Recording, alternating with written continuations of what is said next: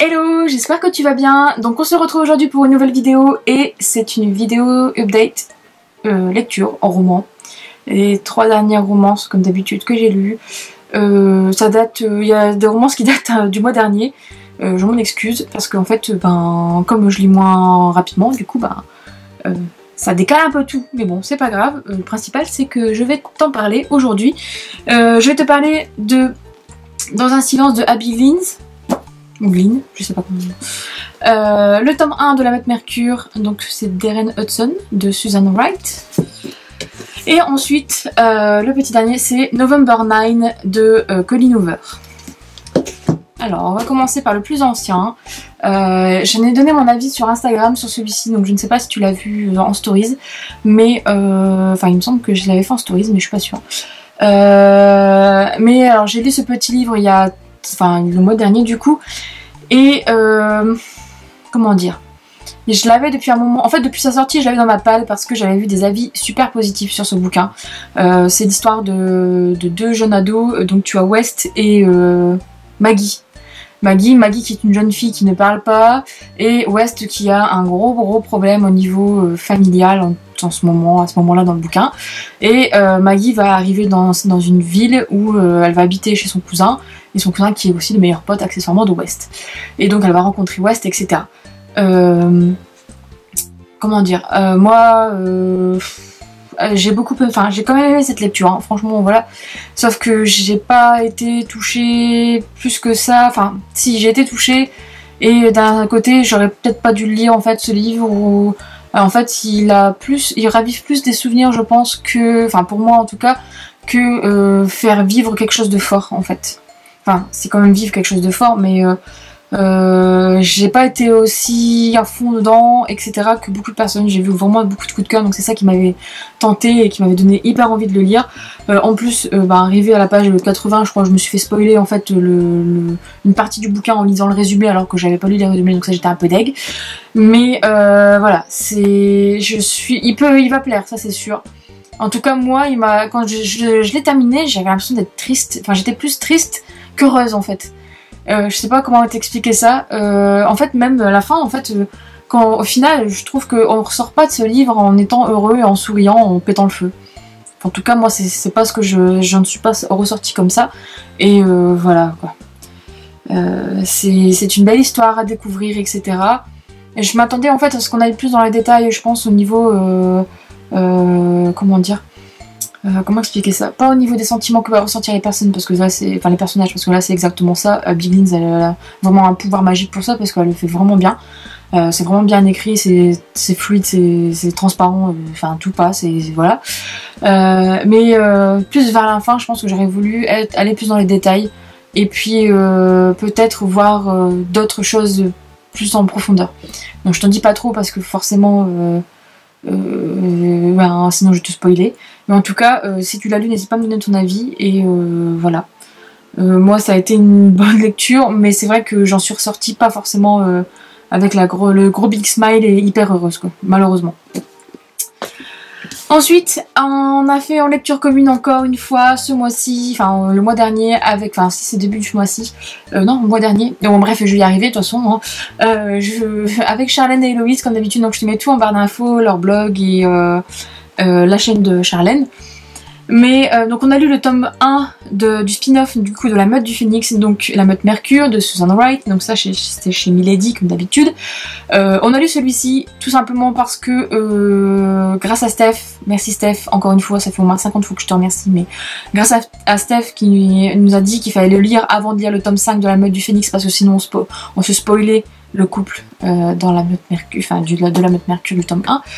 Et donc on a lu celui-ci. Alors je dois t'avouer que franchement ça a été une bonne lecture. Je l'ai lu, je l'ai bien lu, ça a été super sympa, etc. Mais il y a quand même un mais, c'est que j'en ai quand même un peu, je commence à me lasser à fond les ballons de ce schéma, toujours le même, répétitif. C'est toujours le même truc. Un loup, une louve, âme sœur, machin, enfin ça me gave. Là au bout de 5 tomes lus, En fait, je m'attendais à ce qu'elle fasse quelque chose de différent dans le spin-off, et en fait, non, même pas. Donc, ça m'a un peu frustrée. Ensuite, la plus grosse chose qui m'a frustrée, ce sont les fautes de traduction, les fautes d'orthographe, et les fautes de frappe, et les fautes de je sais plus quoi, mais les fautes de tout, dans ce bouquin, à croire qu'il n'y a pas eu de relecture. Franchement, publier ça comme ça, je me dis, mais la personne qui a relu, j'espère qu'elle a relu quand même, enfin, qu'il y a eu une relecture, c'est dingue. Moi, ça m'a rendu dingue de toute façon, et ça m'a pourri mon expérience, enfin ma lecture, enfin mon expérience lecture entre guillemets, ma lecture, parce que confondre entre bêta et alpha, confondre jeune et jaune pour dire une jeune femme, c'est quand même assez... c'est what the fuck, c'est complètement dingue. Tu peux pas... tu peux pas. Donc pour moi, il a pas été relu ce bouquin, c'est pas possible avant d'être publié.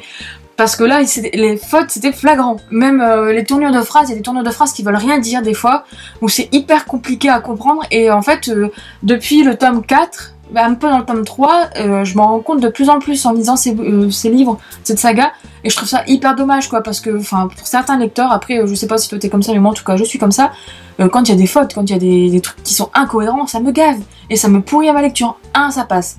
2, ça va, ça commence à monter, mais ça va. Et le 3e, la mayonnaise, elle grimpe là, et c'est fini, quoi. Faut arrêter. Enfin, je suis étonnée de la part de Milady, en fait, parce que c'est la première fois que je lis une de leurs sagas où il y a des fautes comme ça. Alors que d'habitude, je suis plus habituée à avoir ce genre de fautes là dans les Hugo romans. Faut pas donner un nom. Mais c'est dommage. C'est dommage parce que ça m'a pourri ma lecture quand même. Donc là, franchement, à part ça, j'espère que dans le tome 5, on va changer un peu la mécanique et le schéma parce que ça commence à devenir un peu lassant. C'est un peu répétitif, c'est un peu voilà. Sachant que il faut lire, donc là on peut lire le tome 5, mais pour lire le tome 6 de la Meute du Phénix, il faut d'abord lire le tome 2 de la Meute Mercure, sauf que le tome 2 de la Meute Mercure n'est pas encore sorti en France. Et en fait c'est tout un bordel au niveau des parutions en fait, donc du coup faut vraiment bien faire gaffe parce que sinon c'est dommage de se spoiler un couple qu'on va voir après, enfin moi perso ça me dérange en fait. Donc voilà. Et voilà quoi. Et sinon pour te parler du bouquin, parce que c'est vrai que j'ai donné mon avis sans te dire ce qui se passe, mais bon là tu vois Deren qui va rencontrer Ali, et puis ben voilà, et tu sais à peu près si tu as lu les autres tomes ce que ça va donner. Le truc qui est quand même pas mal aussi, c'est que tu vas te découvrir un peu plus la Meute Mercure et puis retrouver les personnages de la Meute Mercure. Ça c'est cool. Par contre j'ai trouvé que ça dommage qu'il y avait des personnages de la Meute du Phénix qui s'incrustent comme ça. Et en fait j'ai trouvé ça un peu too much parfois, un peu ça tombe comme un cheveu sur la soupe pardon. Mais voilà quoi, c'est dommage. Donc je sais pas avec les filles, on en pour parler pour voir si on va lire tout de suite, enfin ce mois-ci ou le mois prochain le tome 5, ou si on attend et on essaye de se réguler par rapport au rythme de parution française, parce que c'est vrai que voilà, et puis c'est vrai qu'on commence un peu à se lasser je pense. Voilà, donc si tu l'as lu n'hésite pas à me donner ton avis aussi. Et le petit dernier que j'ai lu il y a très récemment et que voilà, donc c'est November 9 de Colleen Hoover, donc c'est chez Hugo Roman. Donc que te dire que, alors je commençais déjà par le truc le plus pourri que j'ai vu dès le départ, il y avait une faute d'orthographe aussi, donc je m'attendais à ce qu'il n'y en ait pas dans un Colleen Hoover, mais il y en avait un, mais ça va, il n'y en a eu qu'une pour l'instant, enfin il y en a qu'une que j'ai pu capter, donc c'est déjà ça. Bref, alors, petit aparté aussi, que ce livre, je l'attendais avec impatience, vraiment, parce que qui dit nouveau Colleen Hoover, Fanny qui saute dessus, tout simplement. Je sais pas si t'es comme moi, mais moi quand je vois du Colleen Hoover, enfin un nouveau livre de Colleen Hoover, je saute dessus, parce que j'ai adoré quasiment tous ces bouquins, même si j'ai mes préférés, même s'il y a ceux qui sont beaucoup moins bons que d'autres. Pour moi, mon préféré c'est Maybe Someday, mais bon, je sais qu'il y en a d'autres aussi qui m'ont beaucoup plu, et d'autres qui m'ont beaucoup moins plu. Mais voilà, donc November 9 c'est vraiment... en fait, je pense que je peux le placer en dessous de Maybe Someday. Pour te dire au point où j'en suis arrivée à la fin de cette lecture, et pendant cette lecture, je l'ai bouffé en un week-end il me semble, enfin en tout cas bien la moitié, je l'ai bien mangé en un week-end, et j'ai adoré cette histoire. C'est beau, voilà, c'est beau. C'est l'histoire en gros de Fallon et de Ben, enfin Ben qui a un nom hyper long, hein. Mais en gros Fallon est une jeune fille qui malheureusement a quelques cicatrices, enfin des cicatrices sur le visage et sur la bonne partie gauche de tout son corps. parce que elle s'est fait brûler pendant un incendie chez son père quand elle était plus jeune. Et Ben, lui, est un jeune garçon qui fait des études enfin tout ce qui est rédaction, écriture, etc. Et en fait, ils vont se rencontrer un 9 novembre dans un café. Je te donne pas les circonstances, etc. pour que tu puisses découvrir. Et en fait, ils se font une promesse à ce moment-là de se revoir tous les ans un 9 novembre dans le même café. Jusqu'à leurs 23 ans. Là, c'est vraiment pas plus, hein. Je t'en dis pas plus. Mais déjà, rien que ça, c'est la base, c'est hyper original. Je trouvais ça super sympa parce que tu trouves pas ça dans beaucoup de... dans d'autres romans, d'autres romances. Et je trouve, en fait, j'aime bien ce petit côté où tu sens que l'auteur, en fait, a été gratté, a été chercher quelque chose pour construire une histoire, en fait, sur une base originale comme ça. Et en gros, le bouquin comment dire, je vais y arriver aujourd'hui, non, je n'y arrive pas. Le bouquin en fait est coupé en plusieurs parties, donc tu vois le premier 9 novembre, deuxième 9 novembre, etc. Jusqu'à un certain 9 novembre, etc. Et déjà rien que ça, enfin moi j'ai adoré, et puis en plus à chaque début de chaque partie entre guillemets, tu as une citation du livre que Ben est en train d'écrire, etc. Donc je te dis pas plus non plus. Mais c'est une histoire super forte en sentiment, avec des super attachants, les personnages sont beaux, ils essayent de survivre entre guillemets et de vivre l'instant présent maximum, et surtout voilà d'être en accord avec leurs sentiments, etc. Et j'ai adoré, voilà, de A à Z. Franchement, c'est puissant. En fait, c'est puissant. J'ai fini ce bouquin, j'ai trouvé ça super joli et voilà. Et en fait, j'aurais voulu continuer. Donc là, elle m'a vraiment en fait emportée au niveau en fait de Maybe Someday, même si en fait j'aurais quand même voulu qu'il y ait un peu plus de personnages, enfin je sais pas, un peu plus de rythme entre guillemets, un peu pareil que dans Maybe Someday. Parce que Maybe Someday elle fait quand même monter la mayonnaise un peu, alors que là la mayonnaise elle monte très vite, je trouve quand même. Mais bon, c'est vraiment un petit truc quoi par rapport au bouquin en lui-même. Alors ce que j'étais hyper surprise de retrouver, et je me suis dit bah zut, je les ai déjà vus, je les ai déjà rencontrés, c'est les personnages de Tate et de Miles.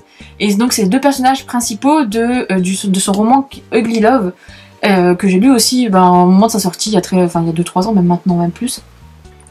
Ça n'avait pas été mon préféré celui-là, Ugly Love, mais j'étais contente en fait de les voir dans ce bouquin et de me dire oh c'est cool, ils sont là, on a des nouvelles entre guillemets, donc c'est vraiment sympa. Et en fait en refeuilletant du coup Ugly Love, parce que je me suis dit j'avais un doute, et je me suis dit bah c'est pas possible, c'est pas être eux, et en fait si, et en plus en refeuilletant Ugly Love, tu te rends compte en fait qu'il y a un lien entre les deux, enfin entre deux personnages, etc. Donc je t'en dis pas plus non plus si tu l'as pas encore lu.